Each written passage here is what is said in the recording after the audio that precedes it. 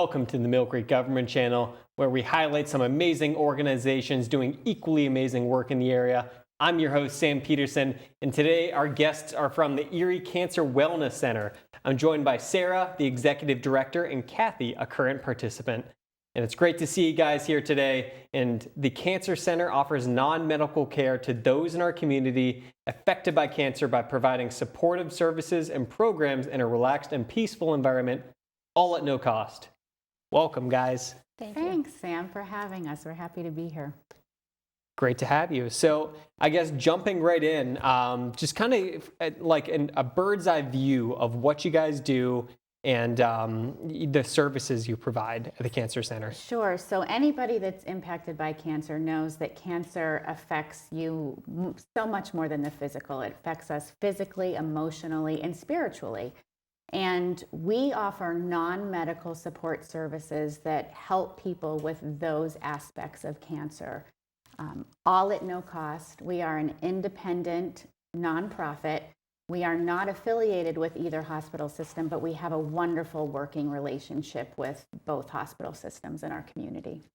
That's great. So this one's for you, Sarah. So where did the Cancer Center originate from? How did it start?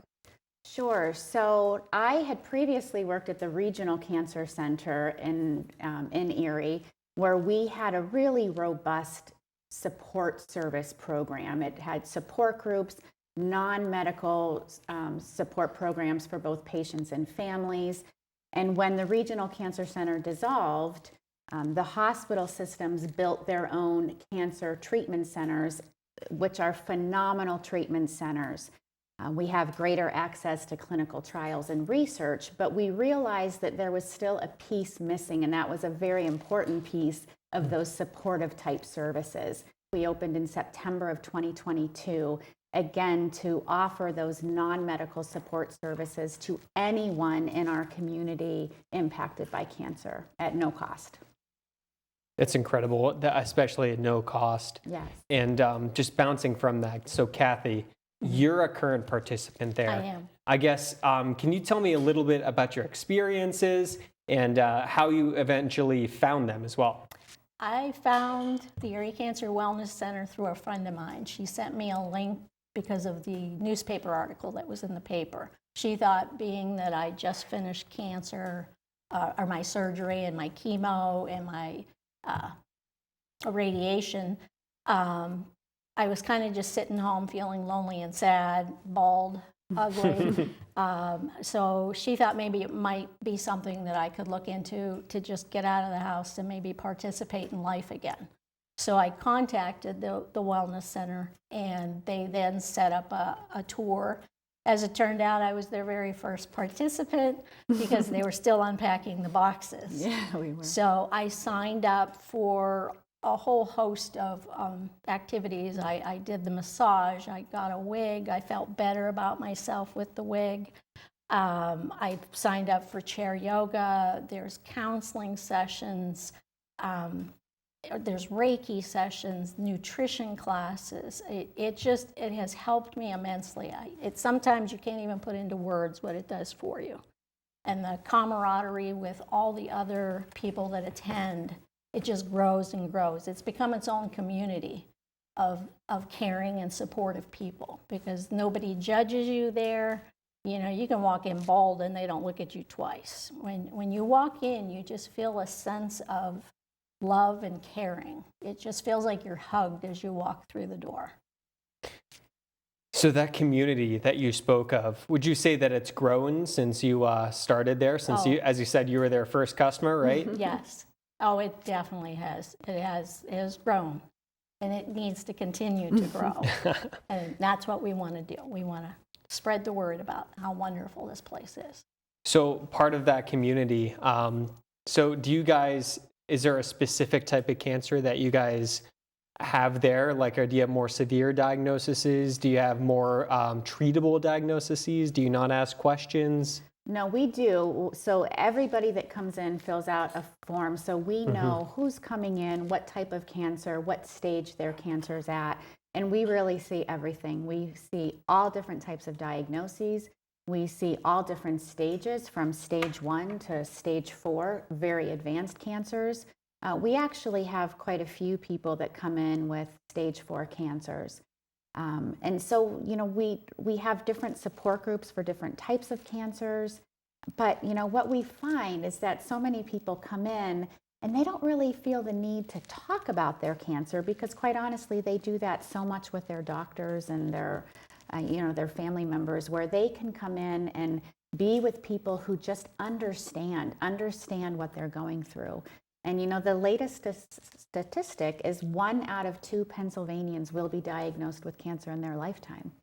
So to have a center like ours really fills a critical need in our community. I really think something as terrible as cancer, it is going to affect pretty much everyone at some point in their lives, whether it's themselves or someone that they love. So it's great having a resource like this in the community. Absolutely. Now, a few of the things, I guess, Kathy spoke about some of the services that you guys provide.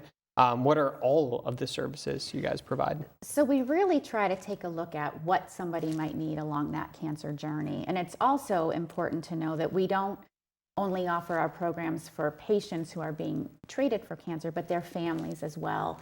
We know that cancer has a ripple effect throughout the family, so it's really important that we care for those caretakers while they're going through the process too.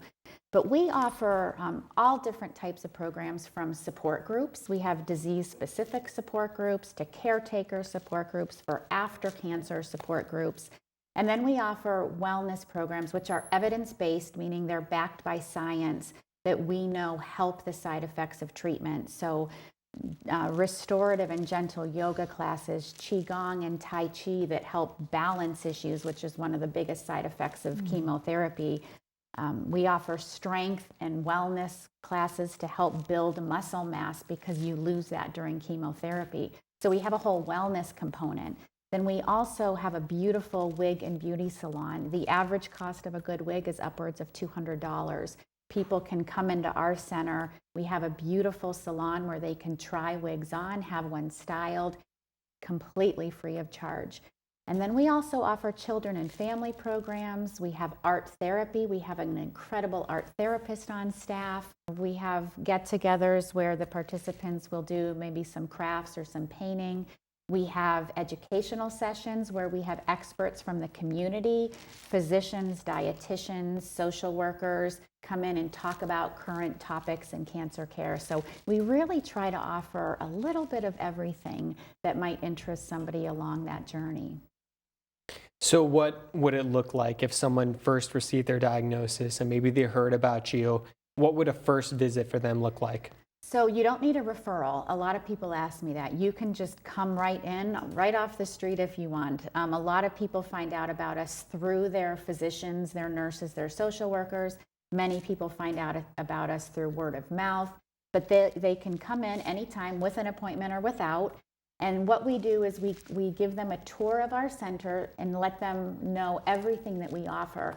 And then we have a really incredible team. So Kim Connolly is our program director, and Kim will meet with each person one-on-one to really sit down and say, okay, what are your needs? What are you looking for? So she'll help guide our participants into certain programs that might be the most beneficial to them. And then we just get them involved from there. They can take part in one program or they can take part in as many as they want. They can bring family members, they can bring friends. We try to make the process as easy as we can for people coming in. It doesn't require any insurance or, again, everything's at no cost. So we just offer them whatever they might need at that given time. Gotcha. So do you offer any classes or programs for, I guess, on the opposite end of the spectrum, people that are kind of on the way out, those the survivorship? Yes. So actually, many times people find us after they're done with their treatment, because when you're going through treatment for cancer, whether it be chemotherapy, radiation, or both, it can be pretty overwhelming. You're exhausted, you don't feel well, and it's everything you can do just to get through that treatment. So many times it's after the fact where people say, wow, I can't believe I've been through this. And they still deal with fears of recurrence. physical, emotional side effects. So that's many times when people will come to see us is after treatment's over. But I tell people, we're here when you need us, whether that's in treatment, out of treatment. And we actually see people that have been out of treatment for 1 year, 2 years, and even 3 years because they're still dealing with some of those side effects. Gotcha. No, I'm sure all those people, whether they're new coming in or maybe they're in survivorship, they all have unique stories. So I don't know if you want this or if Kathy could maybe speak to it. What are like some of these stories, I guess, that have you had like similar stories to what you've gone through, Kathy? Mine was a little different than most because my husband had pancreatic cancer. So when I had my surgery, John was in hospice.